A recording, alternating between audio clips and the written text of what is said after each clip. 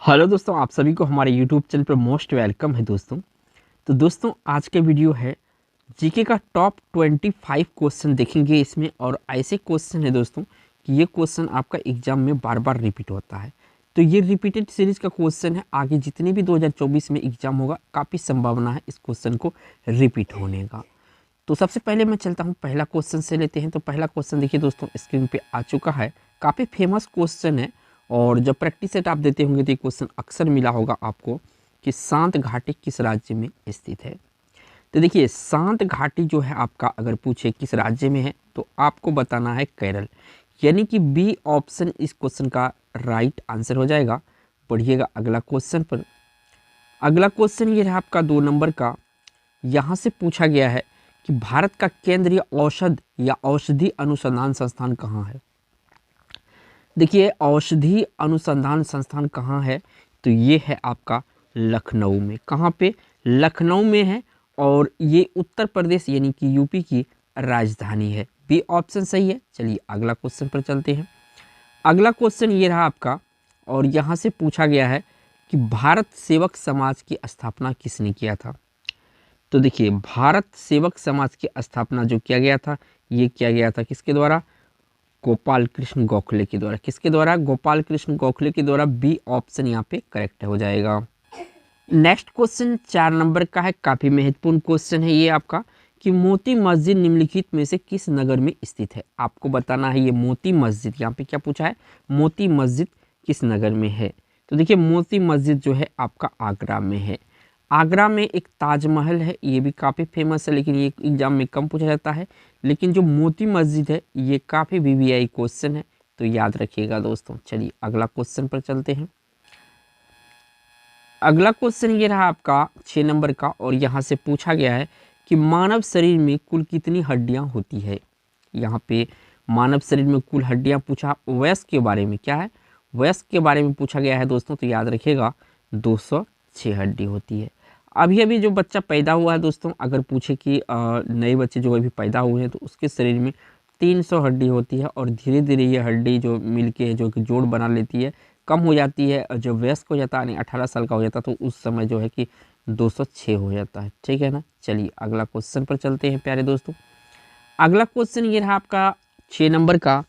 यहाँ पे पूछा गया है कि मानव शरीर की सबसे बड़ी अंग कौन सा है। यहाँ पे अंग पूछा है कि सबसे बड़ा अंग कौन सा है। तो सबसे बड़ा अंग यकृत है। कौन सा है? यकृत है। इंग्लिश में इसको लीवर कहते हैं। कभी कभी ऑप्शन में इंग्लिश दे के पूछा जाएगा तो आपको यह बात रखना है कि यकृत यानी लीवर। सी ऑप्शन सही है। चलिए अगला क्वेश्चन पर चलते हैं। अगला क्वेश्चन ये रहा, काफ़ी महत्वपूर्ण क्वेश्चन है। कितने बार प्रीवियस ईयर में ये पूछा जा चुका है। किसी तुल्यकारी उपग्रह की पृथ्वी की सतह से ऊंचाई लगभग कितनी होती है। यहाँ पे लगभग में पूछा है। तो देखिए लगभग में जो होता है 36,000 किलोमीटर होता है। कितना होता है? 36,000 किलोमीटर होता है। तो इस क्वेश्चन का जो राइट आंसर यहाँ से निकल के आएगा ए ऑप्शन 36,000 किलोमीटर। चलिए नेक्स्ट क्वेश्चन पर चलते हैं। नेक्स्ट क्वेश्चन ये रहा आपका 8 नंबर का। काफ़ी महत्वपूर्ण क्वेश्चन है, इजी भी है आप सभी के लिए कि सूर्य के सबसे निकट कौन सा ग्रह है, यानी निकटतम कौन सा ग्रह है। तो आपको याद रखना है जो बुध है सबसे निकट ग्रह है सूर्य का, यानी कि बी ऑप्शन इसका पूछा गया है। और इसका परिक्रमा काल जो होता है दोस्तों 88 दिन का होता है। ये भी साथ के साथ याद रखिए, सूर्य दिन ऐसे होता है। ठीक है ना। चलिए अगर नेक्स्ट क्वेश्चन पर चलते हैं। नेक्स्ट क्वेश्चन ये रहा आपका 9 नंबर का और यहाँ से पूछा गया है प्यारे दोस्तों कि निम्नलिखित में से कौन सा प्रक्षेपास्त्र भूमि से वायु में जाने वाला प्रक्षेपास्त्र है। भूमि से वायु। तो यहाँ पे जो ऑप्शन त्रिशूल है, त्रिशूल क्या है? भूमि से वायु में मार करने वाला प्रक्षेपास्त्र है, यानी एक प्रकार का अस्त्र है। तो ए ऑप्शन यहाँ पे सही है। अगर दोस्तों वीडियो अच्छा लगा होगा तो एक लाइक तो बनता है दोस्तों, लाइक जरूर कीजिएगा। और चैनल पे पहली बार है तो चैनल को सब्सक्राइब जरूर कीजिएगा। बढ़ते हैं नेक्स्ट क्वेश्चन पर। नेक्स्ट क्वेश्चन ये रहा आपका 10 नंबर का। काफ़ी महत्वपूर्ण क्वेश्चन है आप सभी के लिए। नेहरू ट्रॉफी किस खेल से संबंधित है। तो देखिए नेहरू ट्रॉफी जो है आपका हॉकी से संबंधित है।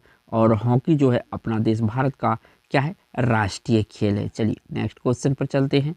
नेक्स्ट क्वेश्चन ये रहा आपका 11 नंबर का और यहाँ से पूछा गया काफ़ी महत्वपूर्ण क्वेश्चन है कंप्यूटर साइंस से, कंप्यूटर जीके से कि 5वीं पीढ़ी के कंप्यूटर में क्या उपलब्ध नहीं है, यानी कि क्या उपलब्ध नहीं है ये बताना है आपको। देखिए जो 5वीं पीढ़ी के कंप्यूटर यानी कि 5 जनरेशन, ठीक है ना, इसमें आपका बोलो की पहचान है, क्योंकि अब आप लोग जो पासवर्ड जब बोली से लॉक करते हैं तो देखिए कृत्रिम बुद्धिमत्ता बिल्कुल आर्टिफिशियल इंटेलिजेंस से होता है। अत्यधिक एकीकरण यानी कि स्टोरेज काफ़ी मात्रा में, तो ये तीनों ऑप्शन जो है उपलब्ध है। लेकिन जो निर्वात ट्यूब होता है दोस्तों, ये फर्स्ट जनरेशन के कंप्यूटर में था, 5 जनरेशन के कंप्यूटर में देखने के लिए नहीं मिलता है। डी ऑप्शन इस क्वेश्चन का राइट आंसर हो जाएगा। चलिए नेक्स्ट क्वेश्चन पे प्यारे दोस्तों बढ़ते हैं। नेक्स्ट क्वेश्चन यहाँ पे काफ़ी महत्वपूर्ण क्वेश्चन है कि मोनालिसा का सुप्रसिद्ध चित्र किसने बनाया था। मोनालिसा का सुप्रसिद्ध चित्र यानी एक कलाकारी है, ये इनकी पेंटिंग है, ये किसने बनाया था। तो ये बनाया था दोस्तों लियोनार्डो दा विंसी बनाया था। किसने बनाया था? लियोनार्डो दा विंसी बनाया था। यानी इस क्वेश्चन का यहाँ से बी ऑप्शन सही है। बढ़ते हैं नेक्स्ट क्वेश्चन पर। नेक्स्ट क्वेश्चन यहाँ पे पूछा गया है दोस्तों 13 नंबर में कि अमेरिका की खोज किसने की थी। तो अमेरिका की खोज किया गया था दोस्तों कोलंबस के द्वारा। किसके द्वारा? कोलंबस के द्वारा। और याद रखिएगा 1492 में निकला था भारत को खोजने के लिए, लेकिन अमेरिका को खोज हो गया इसी कन्फ्यूजन में।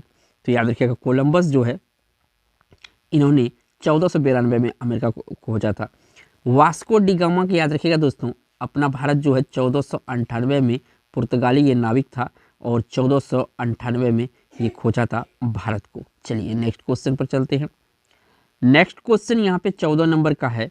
पूछा गया है दोस्तों राष्ट्रीय आय किससे निर्मित होती है। राष्ट्रीय आय किससे निर्मित होती है? किसी उत्पादक गतिविधि के द्वारा जो है राष्ट्रीय आय निर्मित होती है। यानी कि डी ऑप्शन इस क्वेश्चन का राइट आंसर है। चलिए अगला क्वेश्चन पर चलते हैं। अगला क्वेश्चन ये रहा आपका 16 नंबर का। पूछा गया कि WTO का मुख्यालय कहाँ है। WTO का मुख्यालय कहाँ है? ठीक है ना, वर्ल्ड ट्रेड ऑर्गेनाइजेशन का पूरा नाम होता है, याद रखिएगा, कभी कभी फुल फॉर्म भी पूछा जाता है। तो इसका मुख्यालय है जेनेवा में। कहाँ पे? जेनेवा में। बी ऑप्शन यहाँ पे करेक्ट है। चलिए नेक्स्ट क्वेश्चन पर चलते हैं। नेक्स्ट क्वेश्चन काफ़ी महत्वपूर्ण क्वेश्चन है ये। सर्वोच्च न्यायालय के न्यायाधीशों की सेवानिवृत्ति की आयु कितनी होती है? तो 65 वर्ष होती है। जो सुप्रीम कोर्ट होता है उसका यहाँ पे जज के बारे में पूछा गया है। तो इसका 65 वर्ष इसका जो होता है सेवानिवृत्ति होता है, याद रखिएगा। चलिए नेक्स्ट क्वेश्चन पर चलते हैं। नेक्स्ट क्वेश्चन ये रहा आपका 17 नंबर का। और यहाँ से पूछा गया है दोस्तों कि सूफी परंपरा में पीर से क्या आशय है, यानी कि पीर से क्या अर्थ निकलता है या इसका मतलब क्या होता है। तो इसका मतलब होता है सूफियों का गुरु। दोस्तों क्या होता है? सूफियों का गुरु होता है। बी ऑप्शन सही है। काफ़ी महत्वपूर्ण क्वेश्चन है, आपको आंसर याद करते जाना है। नेक्स्ट क्वेश्चन पर चलते हैं।